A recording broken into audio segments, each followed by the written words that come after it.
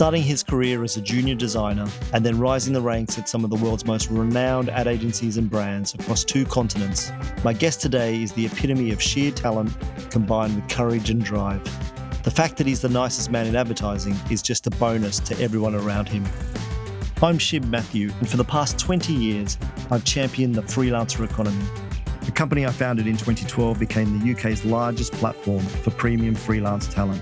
Now I'm on a journey to discover why people all over the world are liberating themselves as independent professionals in pursuit of excellence in their craft and freedom in their lives. Hello, mate. How's it going? How are you? Good to see you. How are you doing, all right? Yeah, really good. Great to see you. Yeah, awesome. Sounds Get a great. coffee. This is Freedom Unscripted with Warren Frost.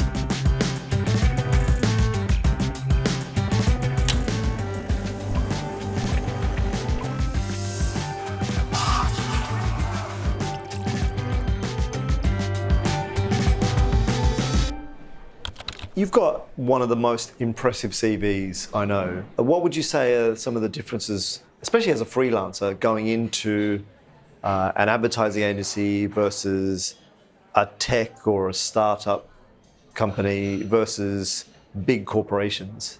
I appreciate the note on the CV. I wish you could meet a lot of the network that I know because they're equally and even more so inspiring. Regarding the big differences between what you just said, agencies, startups, big corporates, I grew up as a creative, as an art director, designer in ad agencies. And I think I got an amazing education because everything was about the idea, the creative. If you're thinking about anything other than the creative and the idea, you're not doing it right. And I think that empowered me to then take that skill set and apply that to the same type of work, but within a different environment, as in a big corporate brand like Intel that had an internal but separate agency. That was very much a corporate giant. But right, yeah, of course, yeah. We created Huge some company. Wonderful work. The creative leadership and even the CMO was there to push the work. We really were empowered to do that and take steps forward and to create the type of work that was going to be noticed by the industry, by brands, by competitors. I would say within those moments there are probably more layers, the more conversations to be had. And, it's very much born out of business versus creativity versus a tech startup, something like Airbnb, which was founded by 3 designers, or 2 designers and an engineer.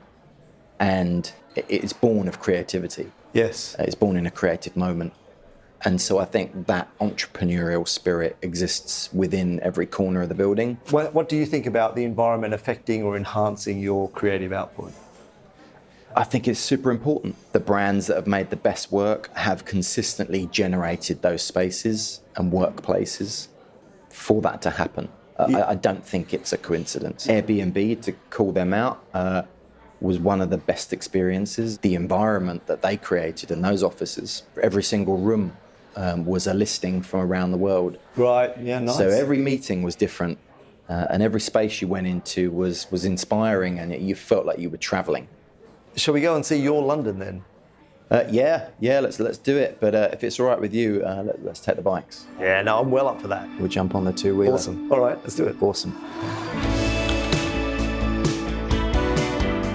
I wanted to ask you about cycling, freelancing, and mental health, because I know that you're a big cyclist. Yes. More than a cyclist, you're a triathlete. And I know that you really push yourself in these events. So does that help in terms of how you approach your professional career? Does it help you in terms of mental health? Yeah, I think it definitely helps with, should we say, an endurance. Yeah, right. To keep going. Yep. And just to tap into the mind a little bit more. Right. With when you're creating ideas and things, there's no short way to an answer. I think you really do have to dig in and get into the zone. Yep. I think the mind is a wonderful muscle to have. My way of tapping into it is very much staying focused outside of work, right. doing cycling, running, whatever it is, it's almost meditation for me. Yeah. I think there is that level of Oh, that's interesting. just being able to release. I could have a really brutal week Yeah. and be extremely tired, but the minute you go out and almost recharge your batteries by Right, yeah. getting rid of all the energy you've got in that moment, I think is a wonderful thing.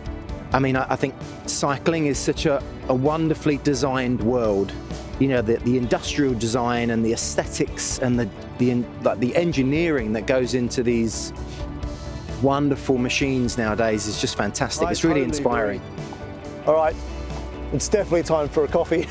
I would say it's getting a bit chilly, mate, so yeah, let's get going. So I brought you to this little street because on this street we have 2 blue plaques. Edward Johnson, Yeah. calligrapher, Awesome. and just up here, Emery Walker, Sir Emery Walker, rather, typographer. I never knew. Right. I have cycled and run past this a ton. I've never seen those. I thought it was very apt for Yeah. Warren Frost, art director, creative director. Oh, I remember Loves type. when my mum actually bought me a calligraphy set. Yeah, I guess it was a good present. Maybe that's where it started from. So, as a freelancer, with the natural dynamics of any organization, there are politics, there are people who have been there a long time, perhaps, that have a particular way of doing things. Like, as a freelancer, how would you advise someone just coming into a space or a place and maneuvering and managing relationships? Yeah, I don't know if there's any one single way to do it or a set of ways to do it. I think it's just about identifying like the outcome and who are your allies, identifying people's superpowers, right? The more senior you get, the more likely that you're maybe leading a piece. Yeah. As well as just doing the piece. Yeah. And I think sort of understanding how each and every person can contribute is absolutely key. Yep. Without that, I think you'll probably be a little bit lost and you're probably not utilising the team as best you could as well, right? To collaborate, you've got to know how everyone can input. Yeah. And how everyone can add to making the best possible outcome and the best possible piece of work. You know, I like what you said about allies. I think that's really important. Yeah, and when we say allies, I think you're going to identify pretty quick who are those people that want you in their gang. Right. Who are those people that are open to sharing an idea with you because they think that you're going to help to make it better. Yeah. And I think that's just personality traits, isn't it? I think it's understanding who's who in the bigger team. Do you feel like ownership is enhanced by better collaboration or more collaboration? Yeah, good question. I think ownership comes with the ability to have input. Yeah, right. And that's your moment of ownership, being able to input and being able to see, see that end product and what finally goes out in the world, knowing what you've added to it. Right. And if you can't see that moment in the work, that's okay. Yeah. You move on to the next piece. Yeah. Where you get better and better and better. Like you're going to be making a lot over your career, so don't get too hung up and don't feel too insecure in those moments. Yeah, good advice. Well, we've managed to go all the way across Millennium Bridge to the Tate Modern.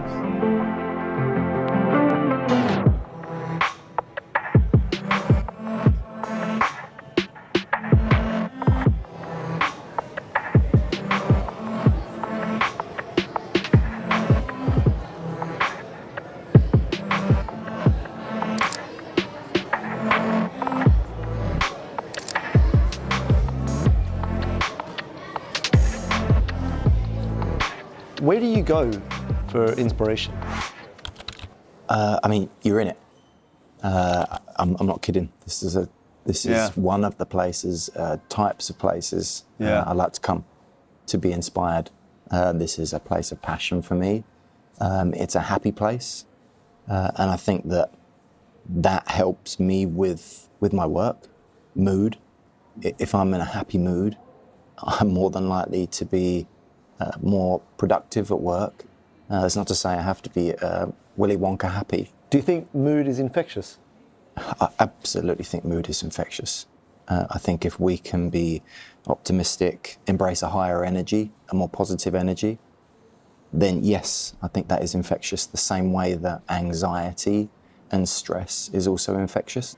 Do you think that even as a freelancer, you're very senior and you come in more often than not into projects as a senior hire, and so you would have people under you, people looking to you for direction and vision of a particular project. Have you found that even as a freelancer, you're able to influence mood and the way that a particular project can move forward? I'd say I'm in control of my own behaviour, my own level of energy. So if I can start there, that's where I will every single time.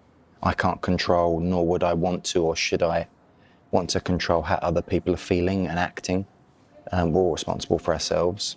But I think as we've spoken about, if I can come in with an optimism and a positivity, I hope that finds its way to other people around me. And at the same time, I'll also draw on other people's positivity and energy. I think it's a two-way conversation. And I suppose you can't say mood is infectious if you're not also willing to be infected. Yes.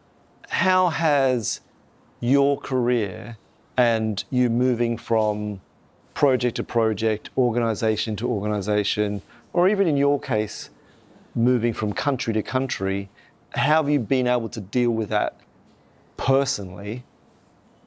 Because they're pretty big moves. Yeah, I mean, look, I suppose every freelancer has to move into different situations, different projects, agencies, brands. With that comes an expectation. That person's going to come in and crush it. I'm in awe of my wife with regard to how she has allowed us and embraced us moving all over the world. We both moved to different companies. No matter where we've gone, I think we've always had the attitude of just trying to embrace everything around us and try and embrace the people, the new places. I like that. And just embrace the adventure, I guess. I love that. No matter what the brief, no matter where the place, no matter what the people, just embrace everything. I really like that.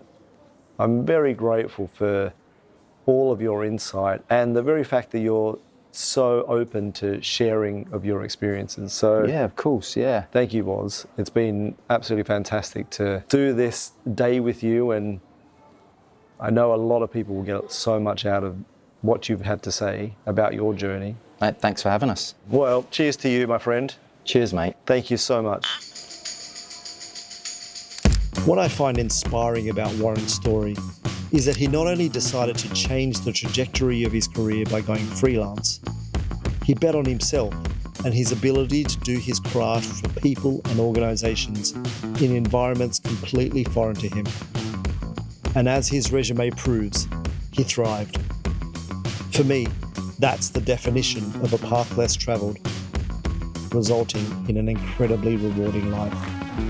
I'm Shib Mathew. Thanks for watching this episode of Freedom Unscripted.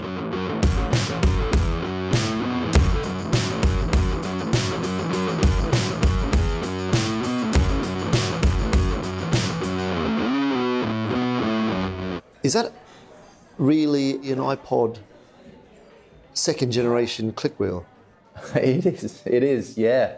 Do you actually use it? I do, yeah. What?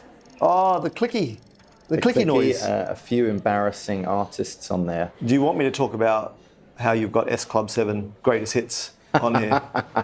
You can talk about that if you want. Yeah. I don't think I have. Backstreet Boys? I Want It That Way? That's